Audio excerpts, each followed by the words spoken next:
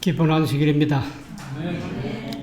아름다운 찬양대가 하나님을 높이 높이 찬양해 주셔서 감사합니다. 여러분들을 뵈니 참 반갑습니다. 오늘 하나님의 말씀은 마가복음, 신약성경 마가복음 16장 15절과 16절 말씀입니다. 마가복음 16장 15절 말씀을 제가 읽겠습니다. 또 가라사대 너희는 온 천하에 다니며 만민에게 복음을 전파하라. 믿고 침례를 받는 사람은 구원을 얻을 것이요 믿지 않는 사람은 정죄를 받으리라. 오늘은 만민에게 복음을 전파하라 하는 말씀입니다. 오늘은 참 특별한 안식일입니다. 우리는 오늘 신영천 목사 가정을 캄보디아 선교사로 파송하기 위해서 이렇게 모였습니다.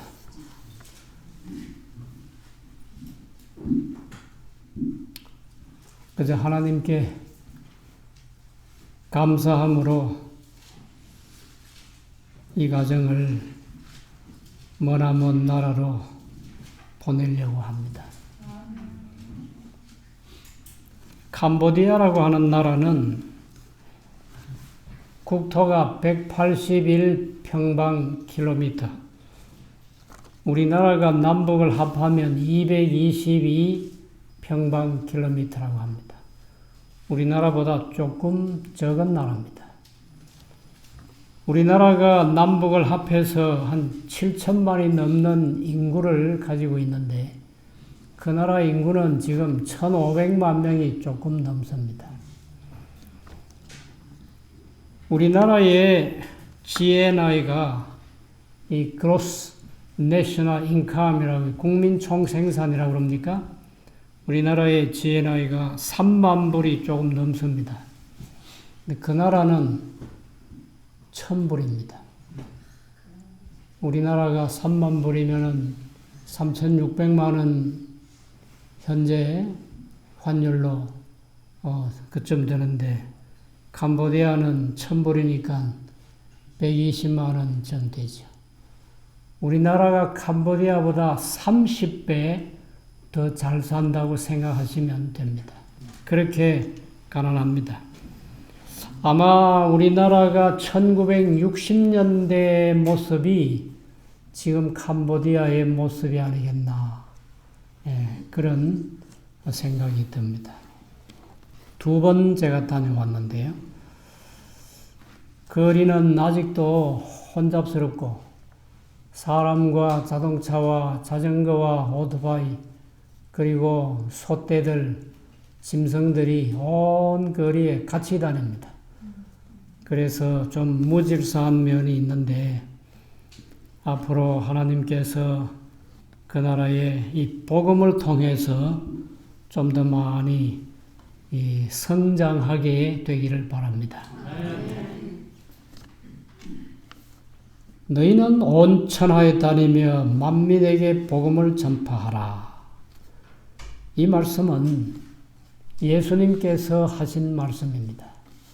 제자들에게 맡겨주신 사명인데 시대소망 818쪽에 보시면 하늘 보좌에 올라가시기 직전에 그리스도께서는 제자들에게 사명을 맡기셨다.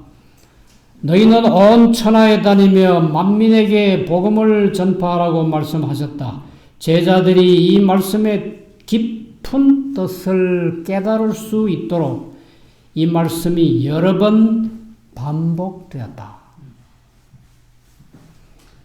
높은 자나 낮은 자나 부자나 가난한 자를 막론하고 땅에 거하는 모든 거민에게 하늘의 빛이 밝고 힘있게 비추어져야만 한다. 왜 우리가 만민에게 복음을 전파해야 하는가? 이 만민 속에는 높은 자도 낮은 자도, 부자도 가난한 자도, 배운 사람도 못 배운 사람도, 까만 사람도 하얀 사람도 다 포함됩니다. 만민이거든요. 만민에게 복음을 전파하라 하는 이 말씀은 예수님의 명령이기 때문에 반드시 우리가 이행해야 합니다. 만민에게 복음을 전해야 합니다. 그 다음에 두 번째, 왜 우리가 만민에게 복음을 전해야 되는가? 이 대한민국은 복음에 빚을 진 적이 있습니다. 우리나라는 그리스도교 국가가 아니지요. 우리나라 사람들이 뭘 잘 섬겼습니까? 미신도 잘 섬기고 불교인들이 또 많고 여러 종교들이 우리나라에 참 많이 있습니다. 그런데 복음을 우리에게 전해준 최초의 선교사가 한 분 계신데 토마스 목사님입니다. 이 토마스 목사님은 영국 런던에서 파송했어요. 이분이 한국 땅에 처음 오신 게 아니고 중국에 먼저 왔어요. 사랑하는 아내와 함께 손을 잡고 영국에서 배를 타고 여러 달 만에 중국에 도착해서 열심히 선교를 하고 있었는데 아내가 임신을 했습니다. 점점 배가 불러왔어요. 그런데도 이 전도하는 일이 얼마나 바쁜지 집에서 아내를 보살필 시간이 없었대요. 그러는 중에 아내가 만삭이 돼 가다가 유산을 했어요. 아이가 죽었습니다.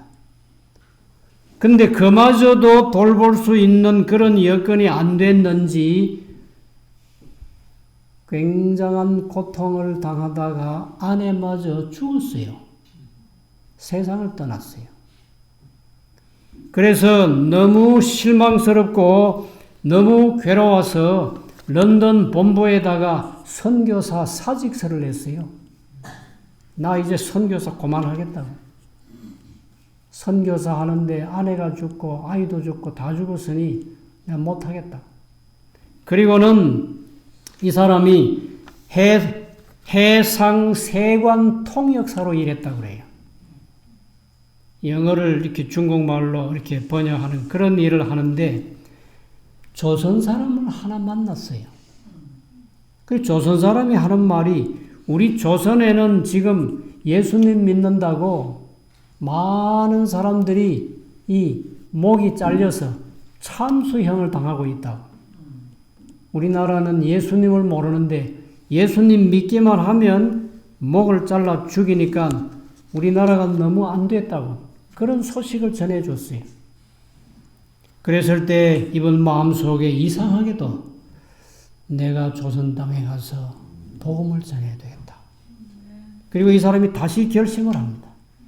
그리고 성경책을 많이 만들어가지고 배를 타고 제너럴 셔먼호라는 배를 타고 오는데 와서 이제 평양을 목표로 하고 오는데 서해 바다로 올라와서 대동강을 통해서 이제 올라오는데 조선 군인들이 전부 긴 창을 가지고 들고 서 있고 다들 칼을 차고 서 있고 그렇게 아주 삼엄하게 이렇게 경계를 서고 있는데 배가 가까이 오는데 누가 불을 질렀어요. 배에다가. 그 배가 불이 타기 시작하는 겁니다. 사람들이 다 이렇게 무트로 뛰어내려가지고 빠지면서 이렇게 산으로 올라오는데 올라오는 사람들을 다 그냥 죽이는 거예요. 우리나라가 그때 왜 그랬는지. 근데 이 토마스 목사가 성경 하나를 가슴에 안고 올라와서 아주 키가 크고 몸집이 큰 그 칼을 든 사람 앞에 섰습니다. 그리고는 머리를 숙이면서 성경책을 그에게 내줬어요. 칼을 들어서 치려고 하다가 뭘 주니까 이 조선 군인이 성경책인지 뭐인지 모르고 뭘 이렇게 주니까 덥석 받았어요. 받고는 목을 잘랐어요. 그 자리에서 죽었어요. 그때 토마스 목사의 나이가 26살이었습니다. 아내도 죽고 뱃속에 아이도 죽고 자기도 죽었는데 조선 땅 대동강변 산치거리에서 26살 아주 젊은 청년이죠. 그래서 우리가 복음의 빚을 진 적이 있기 때문에 이제 우리는 세상 끝까지 나가서 이 복음을 전해야 합니다. 그 후에 6.25 전쟁이 있었지요. 얼마나 많은 사람들이 죽었습니까? 16개국인지 그 나라에서는 군인들을 보내줬어요. 그리고 전쟁 후에 대한민국 이 땅은 피폐하게 됐는데 굶어 죽는 사람들이 너무 많고 길거리에 나가면 신발 없는 사람이 너무 많고 한겨울에 삼베옷을 입을 수밖에 없는 사람들이 있었어요. 옷이 없어. 그렇게 헐벗고 춥고 배고프고 가난하고 그럴 때에 특별히 저 미국에서 밀가루, 옥수수 가루, 분유 그리고 수많은 그 입던 구호품, 의복들 아마 1950년대, 60년대를 살아오신 분들은 그 밀가루로 국수 해먹고 수제비 해먹고 빵 해먹었던 생각이 나실 겁니다. 옥수수 가루로 죽 끓여 먹었던 생각이 나실 거예요. 우리나라는 그때 의복도 변변치 않았어요. 우리가 그런 옷들을 많이 얻어 입었습니다. 미국 다음으로 세계 선교사를 가장 많이 보낸 나라가 대한민국입니다. 그만큼 나라가 성장했지요. 우리나라 사람들이 온 세계에 다 흩어져서 열심히 복음을 전하고 있습니다. 우리가 이와 같이 복음이 빚진 나라이기 때문에 캄보디아며 월남이며 라오스며 태국이며 말레이 그리고 저 먼 아프리카에 선교사로 가는 사람들은 우리가 받은 것 이상으로 많은 것들을 주고 와야 합니다. 배고픈 사람 만나면 음식을 주고요. 헐벗은 사람을 만나면 옷을 벗어주든지 옷을 사서 입히든지 입히고 병든 사람을 만나면 치료해주고 캄보디아에는 그저 불과 몇십 개 교회밖에 없습니다. 거기에 우리 병원이 세워져야 하고 우리 교육기관이 세워져야 하고 대학이 세워져야 되고 식품 공장도 세워져야 되고 예언의 신의 말씀을 전할 수 있는 출판소도 세워져야 되고 거의 없어요. 이런 모든 것들을 열심히 하고 와야 합니다. 예수님께서는 마태복음 10장 1절에 보시면 마태복음 10장 1절입니다. 예수께서 그 12 제자를 부르사 더러운 귀신을 쫓아내며 모든 병과 모든 약한 것을 고치는 권능을 주시니라. 이 권능을 주셨다고 하는 이 말씀이 권능, 이 성경에 여러 번 나오는 말씀입니다. 여기 나오는 이 권능은 헬라어의 엑수시아로 썼어요. 이 능력이나 권능이다, 힘이다 이런 말에 세 가지 말이 있는데 이 크라토스라는 말이 있고 엑수시아라는 말이 있고 두나미스라는 말이 있습니다. 이 크라토스는 육체의 힘이 센 사람을 이 크라토스 힘이라고 그래요. 근데 이 엑수시아는 왕의 능력, 왕의 통치력, 통치권 이런 것을 표현할 때 이 권능을 썼는데 왜 예수님께서 제자들에게 이 전도하러 내보내시면서 귀신도 쫓아내고 병든 자의 약한 것도 고치는 엑수시아 권능을 주셨는가? 왜 왕권 같은 그러한 능력을 주셨는가? 손에 복음을 들고 나가는 복음 전도자들은 당당해야 돼요. 자신이 있어야 돼요. 확신이 있어야 합니다. 담대해야 돼요. 두려워할 게 없어요. 왜 그렇습니까? 누가 보내셨기 때문에?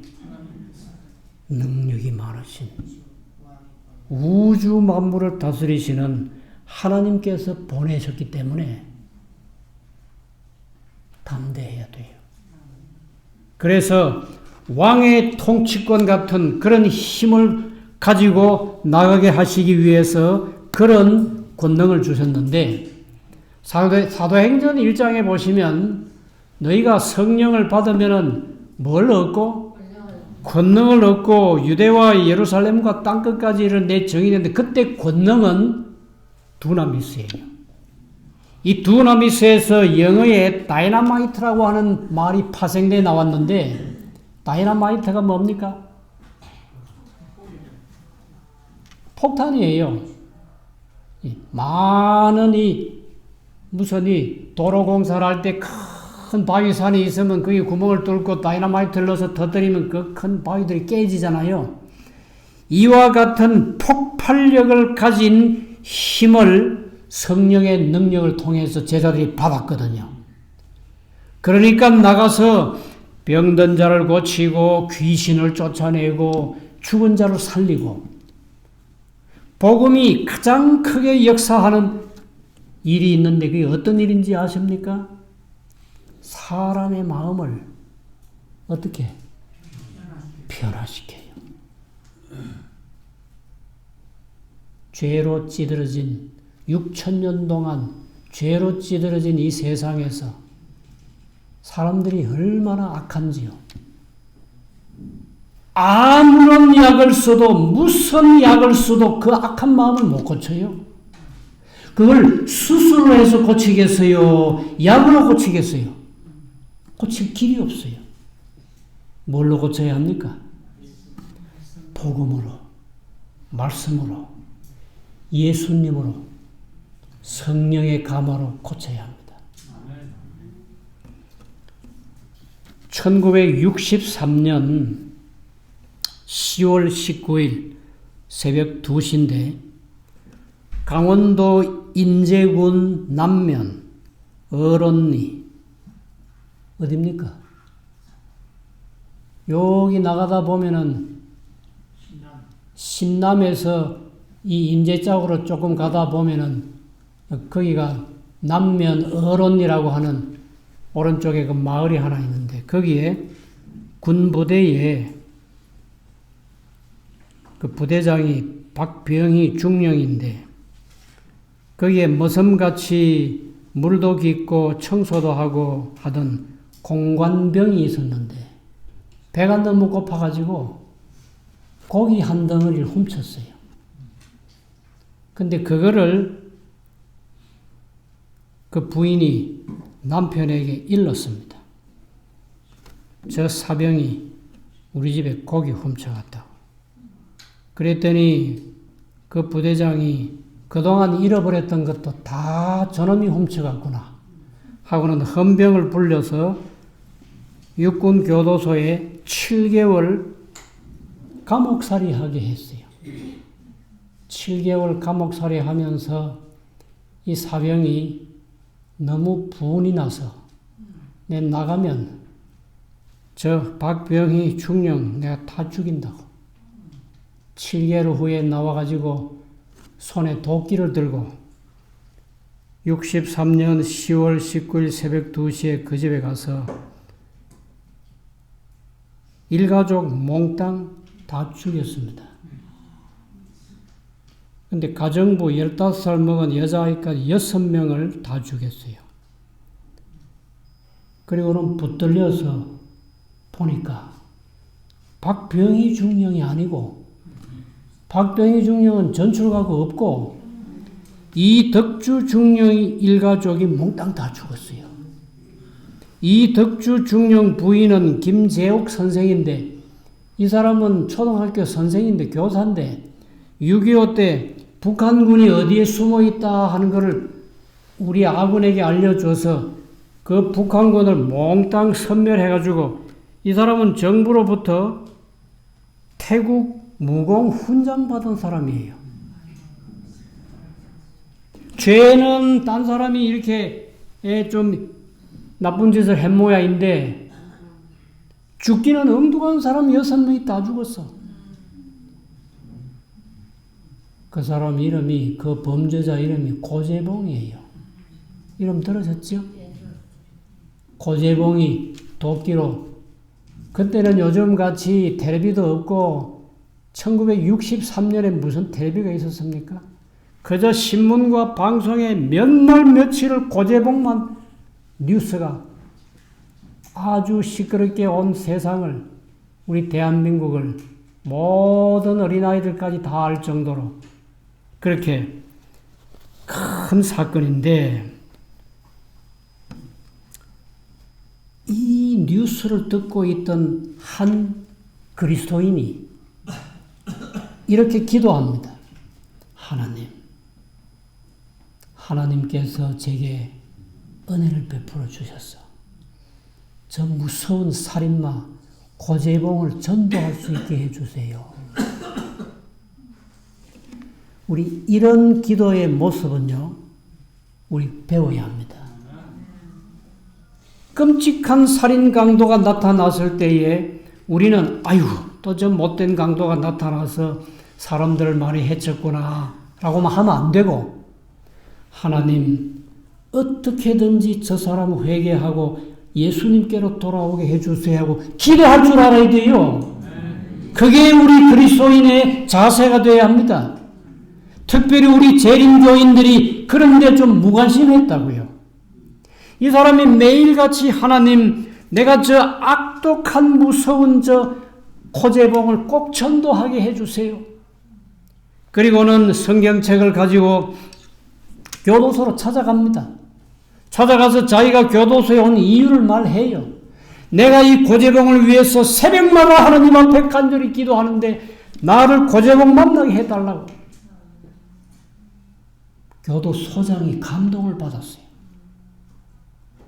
이 고재봉이가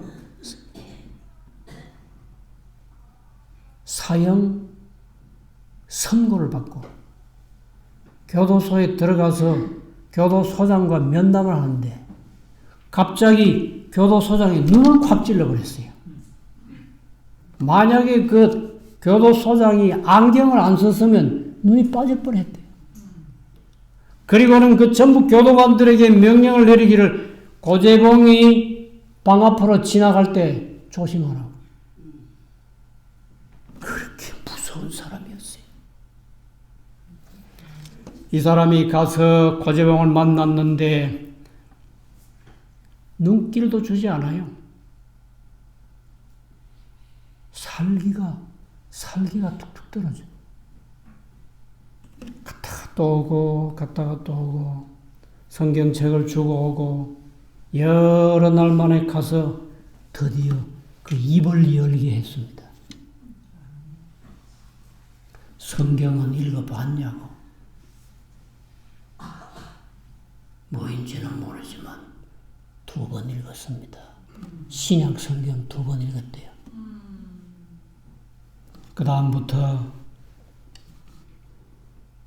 여기 보니까 누구든지 저를 믿으면 멸망치 않고 영생을 얻는다는 게 이게 정말입니까? 묻더래요.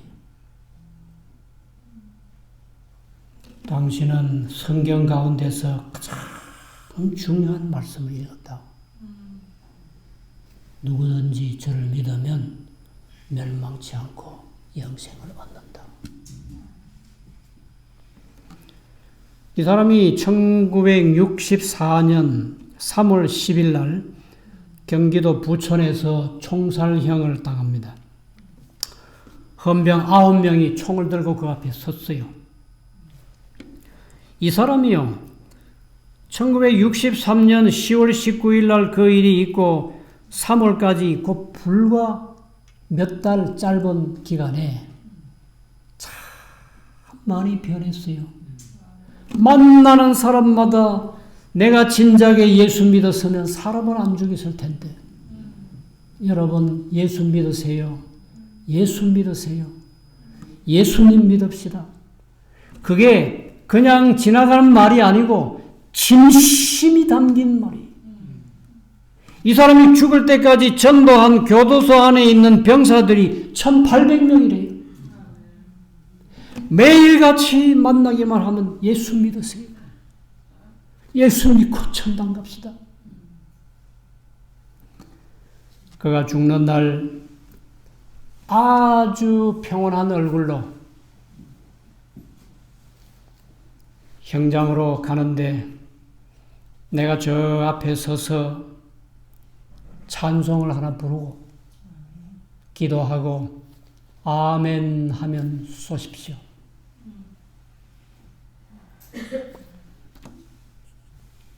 감옥을 빠져나와서 이제 형장으로 가는데 감옥의 창살문을 열고 수많은 죄수들이 손을 흔들면서 제복의 형, 잘 가요. 천국에서 만나겠습니다. 고형, 나 예수 믿어요. 나도 예수 믿는다. 수많은 감옥에 있는 죄수들이 손을 흔들면서 형장의 이슬로 사라질 고재봉에게 마지막 인사를 했답니다.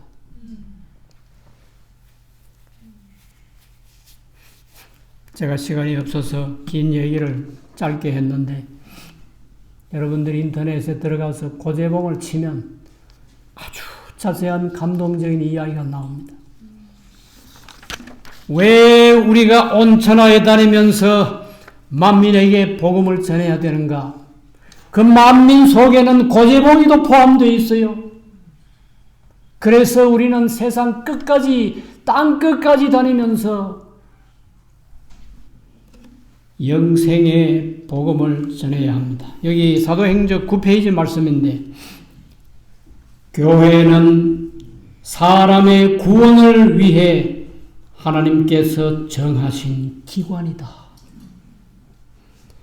그 사명은 온 세상에 복음을 전하는 것이다. 왜 교회가 세워졌습니까? 사람을 구원하기 위해서 복음을 온 세상에 전하기 위해서 예수님께서 이 땅에 오셔서 교회를 세우셨습니다. 교육, 에듀케이션 264페이지 너희는 온 천하에 다니며 만민에게 복음을 전파하라 하신 말씀은 그리스도의 명령이다. 이 명령에서 제외된 사람은 없다. 오늘 여기 오신 여러분들, 우리 모두가 이 명령을 따라야 합니다. 너희는 온 천하에 다니며 만민에게 복음을 전하라 한 그 말씀, 그 만민 속에는 가난한 자도 부자도 배운 사람도 무식한 사람도 다 들어가 있어요. 끔찍한 죄를 지은 사람도 다 들어가 있어요. 미개인도 들어가 있어요. 다 들어가 있는데 이 명령에서 제외된 사람이 없으니까 우리 모두가 이 일을 해나가야 합니다. 교회정은 4권 52쪽에 영혼 구원은 그리스도인의 평생의 사업이 되어야 한다. 평생 사업. 시대소망 822쪽에 사람이 거하는 땅 끝까지 가라. 오기를 기다리지 말라고 그랬어요. 찾아가라 그랬어요. 모든 그리스도인은 선교사가 되어야 한다. 우리의 가장 큰 관심은, 이것은 증언복음 3권 324쪽에 있는 말씀인데, 우리의 가장 큰 관심은 돈을 버는 것이 아니요. 뭐가 아니라고요? 이 세상 사람들에게 최고의 관심이 뭡니까? 돈을 버는 거예요. 이번에 대장동 사건 터진 거 보세요. 우리의 가장 큰 관심은 돈을 버는 것이 아니요 영혼을 구원하는 사업이다. 선교사 정신이 없는 그리스도인은 아무도 하늘책에 기록되지 못할 것이다. 무슨 정신이 없으면요? 복음을 전하는 전도자의 정신, 선교사의 정신이 없는 사람은 아무도 하늘책에 기록되지 못한다. 제가 50년 사역을 하고 은퇴를 하고 이제 시골에 와서 농사를 짓고 있습니다. 목회 생활 중에서 가장 기쁜 일은요, 사람을 전도해가지고 세월이 1년, 2년, 3년 지난 다음에 그분이 교회 집사님이 되고 또 몇 년 지나서 교회 장로님이 되시고, 그냥 놔뒀으면 그저 밤마다 술이나 먹고 비틀거림 치고 그저 대문 발로 차고 들어와서 가족들을 괴롭히고, 내가 내 눈으로 봤거든요. 밤 12시, 1시에 들어와서 그 학교 갔다 와서 고이 잠자는 두 딸들을 깨워가지고 무릎 꿇려 앉혀놓고, 그리고 한쪽에 아내를 앉혀놓고 손에 잡히는 건 무조건 들고 때리고, 밤마다 눈물겨운, 이건 드라마가 아니에요. 이건 사실입니다.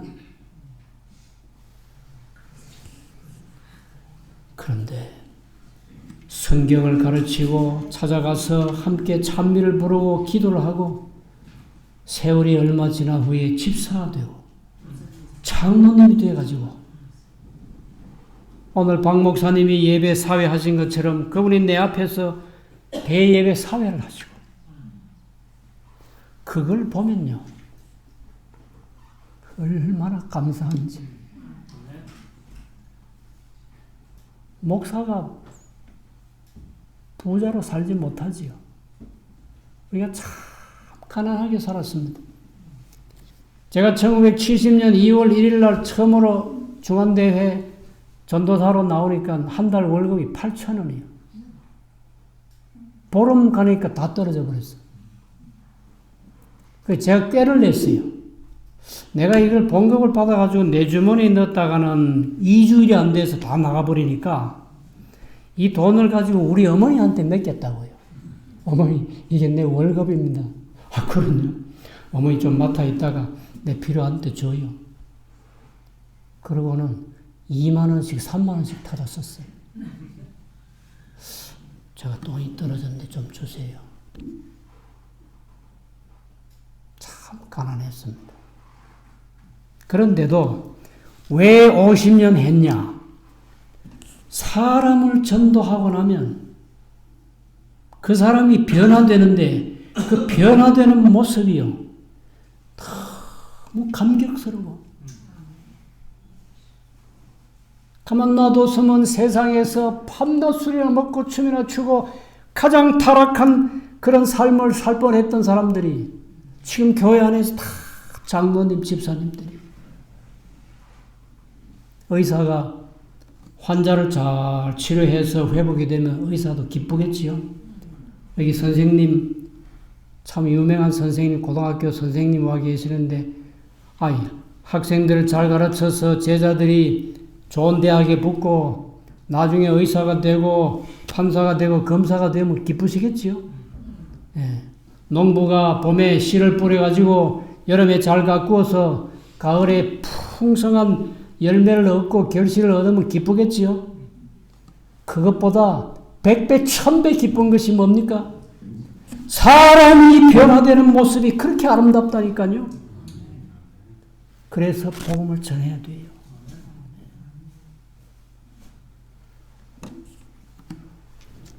아들 4명 낳고 딸 1명 낳은 5남매를 가진 엄마가 남편이 죽어버렸어요. 내 이야기 여러 번 했습니다. 아들이 4명이고 딸이 하나인데 5남매를 놔두고 남편이 세상 떠났다니까요. 어떻게 이 사람 배운 것도 없어. 이 성경 글씨를 못 읽어요. 내가 그분에게 5년 동안 여자 수석 집사를 시켰어요. 찬송과 찬미가 다 외워요. 100명이 앉아서 노래를 부르면 그 집사님 목소리가 제일 커. 이 사람이요. 그 5남매를 안식일 지키는 진리교회로 인도하기 위해서 원래 장로교인인데 장독대에 가서 장독 하나 드러내놓고 새벽마다 그 장독대 사이에 들어가서 기도를 해. 하나님, 나는 가난합니다. 남편도 없습니다. 30살인가 그때 혼자 됐대요. 요즘 30살이면 시집도 안 가. 그런 어린 나이에 혼자 돼가지고 머리에 보따리를 이고 뒤에 아이를 하나 업고 온 동네를 다니면서 장사를 해서 그 5명을 먹여 살리고. 놀라운 것은요, 그렇게 간절히 기도한 엄마의 기도가 하늘에 상달돼가지고 맏아들 장로, 둘째 아들 장로, 셋째 아들 장로, 넷째 아들 장로, 찬양대장, 사위 장로. 장로가 몇 명입니까? 그런 엄마의 앞으로 하늘나라에 가서 받았을 멸류관에 별이 몇 개나 달릴 것 같아요. 그 손자들, 손녀들 얼마나 아름답습니까? 기쁨 중에도 사람이 변화되는 모습을 보는 기쁨보다 더 큰 기쁨이 없어요. 그래서 우리가 열심히 전도해야 합니다. 교회정은 5권 463쪽의 말씀인데 제가 많이 줄여야 되겠습니다. 교회가 평화와 번영의 때에 하지 못한 사업은 가장 절망적이고 어려운 환경 아래서 무서운 위기 가운데서 해야 할 것이다. 아직은 대한민국에 신앙의 자유가 있습니다. 조금만 지나면요, 신앙의 자유가 없어집니다. 온 세상은 작년 초에 이 시작된 코로나는요, 이상하게도 온 세계가 똑같이 움직여요. 교회 예배 드리지 말라 하면 똑같이 그렇습니다.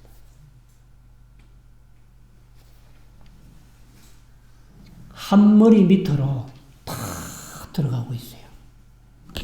한 머리. 누군지 아시겠지요?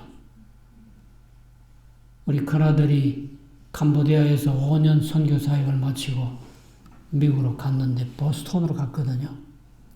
보스턴에서 조금 그 대서양 쪽으로 나가면 최초의 그 영국 청교도들이, 퓨리탄들이 가서 정착한 장소가 있어요. 그 간판도 붙어 있고. 근데 거기에 그 당시의 후손들이 아직도 살고 있어요. 그분들은 여자분들이요, 이 발목까지 오른 긴 치마를 입고 아주 순수하게 오직 신앙만 지키는 후손들이래요.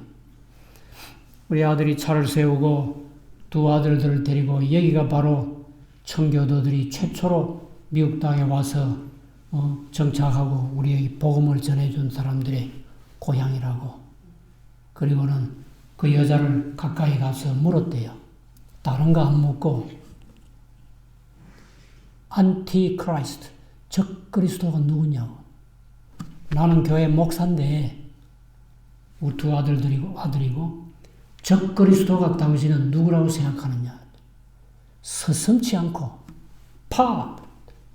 교황이라고. 우리 제7일 안식일 예수 재림교회만 그렇게 주장하는 게 아니에요. 성경을 제대로 연구한 사람들, 순수한 신앙을 지켜온 사람들은 적그리스도가 누군지 알아요. 한 머리 밑으로 다 들어가요.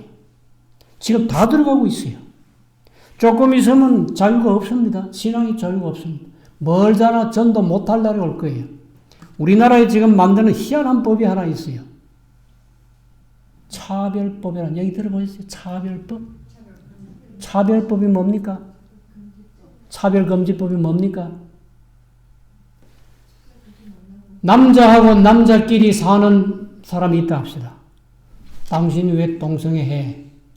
그러면 안 돼. 그러면 감옥에 들어가야 돼요. 그게 차별법이에요. 차별금지법이에요. 왜 당신이 일요일 지켜? 성경에 안식일 지켜라고 그랬는데 하면 어떻게 돼요? 잡혀 들어가야 돼요. 이와 같은 일이 지금 우리 눈앞에 코앞에 닥쳐 있어요. 이거 통과되면 장로교 목사들이 그럽니다. 앞으로 교회 없어질 거라고. 수십 명의 국회의원들이 법을 상정해 놨어요. 교회 없애라고. 이게 대한민국이 맞습니까? 사람들이 모르고 있어요. 그 국회의원 명단들 제가 다 가지고 있어요. 교회 문 닫아야 된대요. 우리에게 은혜의 기간이 얼마나 더 있을 것 같아요? 금방 끝나요. 그래서 교회가 평화와 번영의 때 하지 못한 사업은 가장 절망적이고 어려운 환경 아래 무서운 위기 가운데서 해야 할 것이다.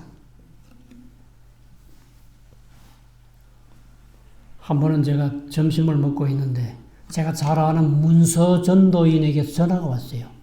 목사님, 여기 교회 다니겠다고 하는 한 사람을 제가 발견했습니다. 제가 지금 이 집에 있습니다. 그런 전화를 받으면 어떻게 해야 돼요? 점심 다 먹고 양치질하고 또 뭐 넥타이 매고 그러고 가면 어떻게 돼요? 그 사람 가고 없어. 그때는 숟가락을 바로 탁 놔야 돼요. 숟가락이고 젓가락이 딱 다 놓고 그냥 성경 가방 들고 뛰어갈 시간도 없어. 택시 타고 갔어요. 갔더니 두 분이 앉아서 이야기를 하고 있더라고요. 그래 가니까 아주 반가워하면서 날 환영해 줬는데 자기는 최근에 갑자기 교회 나가고 싶대요. 그래서 말씀을 간단히 전하고 이름을 적고 주소를 적고 그리고 계속 찾아가서 했는데 어떻게 그렇게 준비가 됐는지 교회 나와서 얼마 있지 않아서 교회 집사님이 됐는데 큰 딸 1명, 밑으로 아들 2, 그 남편은 공직에 있어서 교회를 못 나갔어요. 그 4식구가 교회를 나오는데 수십 년 교회 나온 사람보다 더 충성스러워요. 여기 이런 말씀이 있습니다. 시대소망 141쪽인데 많은 사람들이 개인적인 전도를 받기 위해 기다리고 있다. 고넬료 같은 사람들이 지금 세상에 많이 있어요. 누군가가 나를 찾아와서 교회에 나가자고 하면 따라 나갈 사람이 수도 없이 기다리고 있대요. 가야 되겠어요? 안 가야 되겠어요? 가야 되죠. 가야 되지요. 제가 여기 원주에서 군대 생활을 했습니다. 원주 비행장 관제탑에서 1년 하고 운항실에서 또 1년 반 하고, 그리고 나머지는 훈련받는 기간이고, 군대에 가서 얼마 있지 않아 가지고 우리 부대원들 통신학교 공부를 시켰어요. 부대원이 한 100명인데 한 50명쯤 공부를 시키고 나니까 졸업할 때가 됐어요. 그랬더니 연합회장님, 기관장들 다 내려와서 우리 부대에서 성경통신학교 졸업식을 했습니다.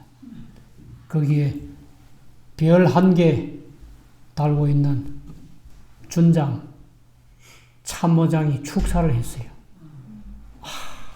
이 77 비행대 같은 이런 부대는 앞으로 훌륭한 부대가 될 거예요. 그때 마침 전군 신자화 운동을 하고 있을 때거든요. 우리 군인들이 무슨 종교든지 종교를 가지고 신자가 되라고. 그래서 통신학교 공부를 시켜도 아무도 반대를 안 했어요. 다 공부하고 졸업장 받고, 그때는 또 배지 하나씩 달아주잖아요. 달고 사진을 찍은데, 저는 그 사진이 어디 간지 모르고 다 잊어버렸는데, 김관호 목사님 자서전에 그 사진이 딱 나와 있어요. 예. 그래서 거기서 제가, 내가 그때 이런 일을 했구나. 전도하는 만큼 재미있고 좋은 일이 없습니다. 마지막으로 다니엘서 12장에 있는 말씀을 하나 보겠습니다.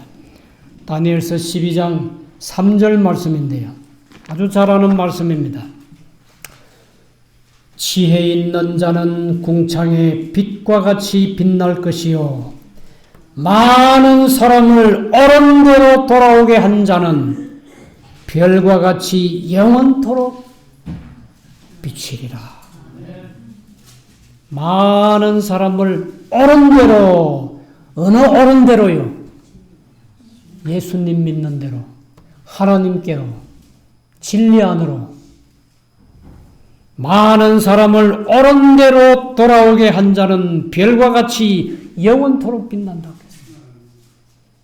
오늘 여기 오신 모든 분들은 이제 돌아가셔서 누군가를 위해서 사람을 정해놓고 기도하시기 바랍니다. 찾아가시기 바랍니다. 책을 우편으로 보내세요. 거리가 멀면. 제가 국가적 일요일 법령이라는 책을 10,000권을 출판해서, 그때 한국에 개신교회가 3만 교회가 있었는데 3만 교회 가운데 10,000교회를 추려서 다 보냈어요. 세월이 얼마 후에 겨울에 여기서 사경에 집회를 하고 있는데 한 사람이 봉고차를 몰고 6명이 타고 이 교회로 들어왔어요. 어디서 왔냐고 하니까 자기가 얘기를 합니다. 내가요, 어떤 교회에서 봉사를 하고 있는데 우리 목사님이 마침 그때 집회 때문에 출장 가고 안 계셨어요. 내가 교회를 지키고 있는데 먼 우편물이 하나 왔는데, 서울 여의도교회하고 왔는데, 이 속에 뭐가 들어있을까? 궁금해서 못 베기겠더래요. 에따 모르겠다. 목사님 나중에 오시면 뭐 보여드리고 하면 되지 하고 뜯어서 국가적 일요일 법령. 이거 신기하다. 숨 쉴 새도 없이 다 읽었어요. 그리고 깨달은 것이 안식. 목사님 오신다는 소식 듣고 보따리 챙겨서 나왔어요. 안식일 교회로 갔어요. 진리를 배웠습니다. 그리고 여기 왔을 때는 한 2, 3년 후에 여기 온 거예요. 자기가 그 얘기를 해요. 저는요, 충청남도 공주부근에 살고 있는 아무개입니다. 제가 이렇게 해서 안식일 진리를 찾았습니다.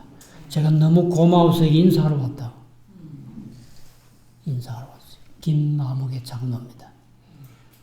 지금 진리를 찾아 헤매는 사람이 우리 생각 외에 많은 사람들이 기다리고 있어요.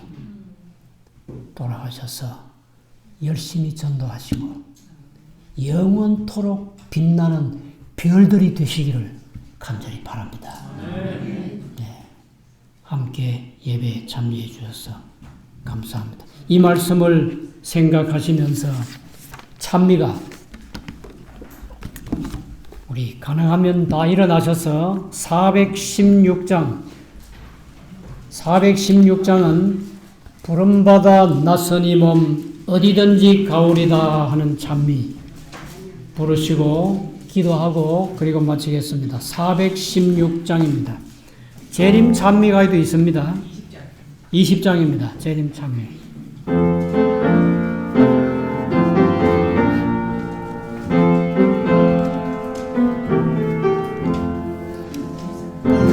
바다 낯선 이 몸 어디든지 가오리다.